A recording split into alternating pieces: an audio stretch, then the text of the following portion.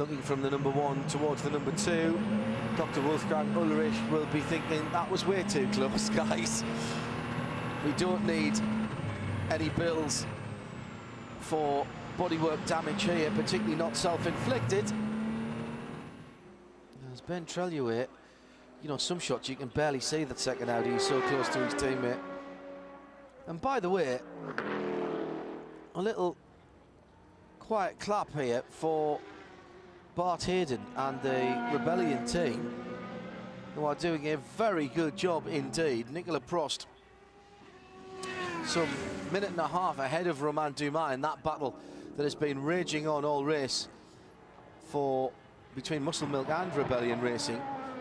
And really, Nicola Prost not doing anything wrong there, but the Audi's not been able to easily drive past him other than on the start-finish line. That's really interesting there. Yeah, it certainly is, isn't it? Look at the pace of that Rebellion. That bodes well for later in the season.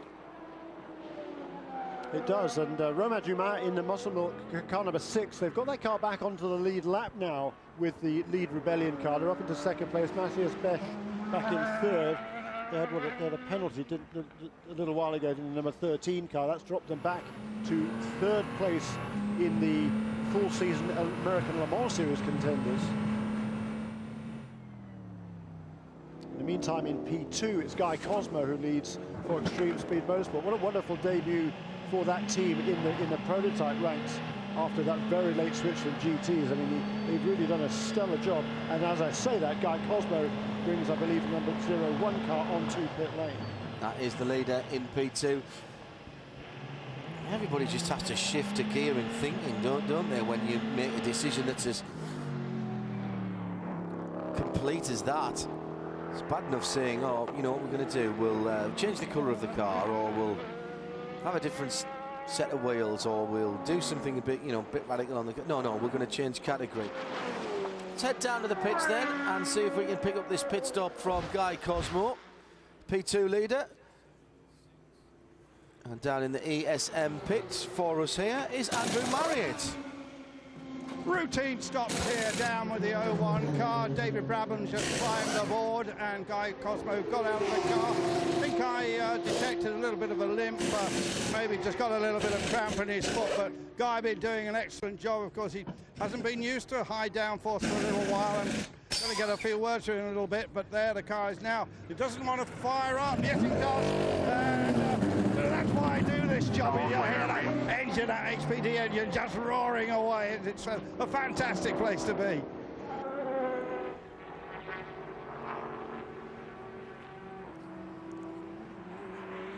So Treluet and Di Grassi just a second away.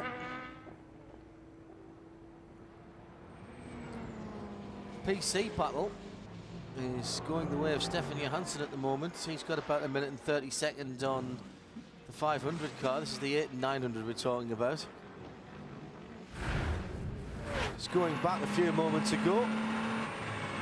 Watch the onboard number 1. Gets blocked by the Flying Lizard just a wee bit. Goes to the right-hand side. Whoops, no. Already taken up by his teammate. This is how it looked from an external shot. Goes to move over, sees his teammate, has to lift off, loses lead. And this is how it looked from Di Grassi's car. Oh, if I could just get myself here. Oh, big hole. Thank you. I'll take the lead. Bye-bye.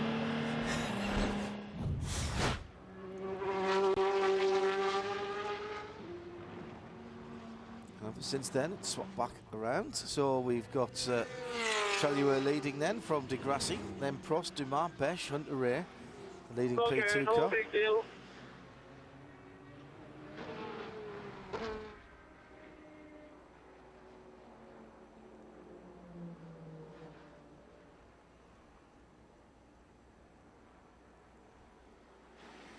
Yeah, it's changed back and forth several times in the last few laps, those two.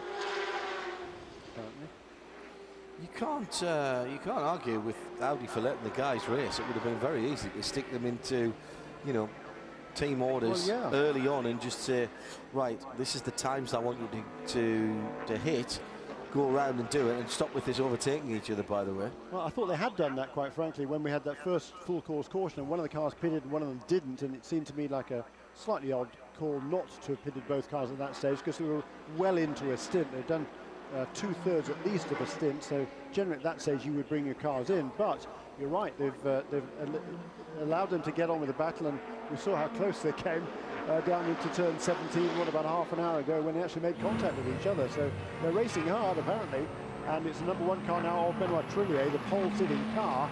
Marcel Fessler put that car on the pole, and that is back in the lead of the race. Not very much, however.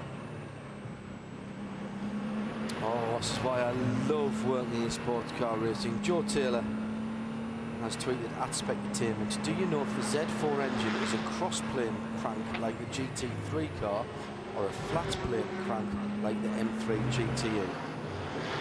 I don't, but we'll see if we can find out for you.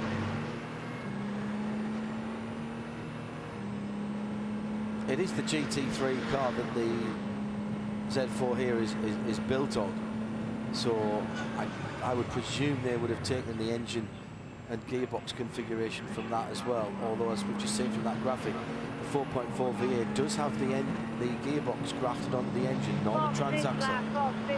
Fuel only.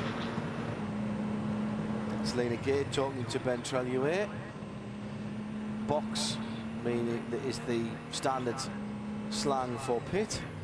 Yeah, that's Come right into on, your box. right on schedule for car number 1. 23 laps once again since its last stop, and around about 40 minutes on track, 42 minutes or so on track.